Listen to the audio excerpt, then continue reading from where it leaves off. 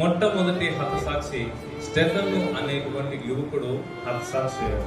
మనకు ఆంధ్రప్రదేశ్ సమైక్యాంధ్ర కాకుండా ఆంధ్రప్రదేశ్ ఏర్పడిన తర్వాత 2014లో మనకు ఆంధ్రప్రదేశ్ అనేది ఏర్పడింది.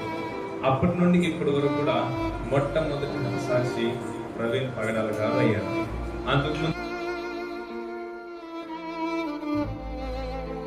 తీసుకోండి, ఆనాడు స్టెఫెన్, ఈనాడు పగడాల గారు, ప్రవీణ్ గారు. ఒకసారి ఇమాజినేషన్ చేసుకోండి, అప్పుడు ఎదురైనటువంటి పరిస్థితులు, ఇప్పుడు ఎదురైనటువంటి పరిస్థితులు.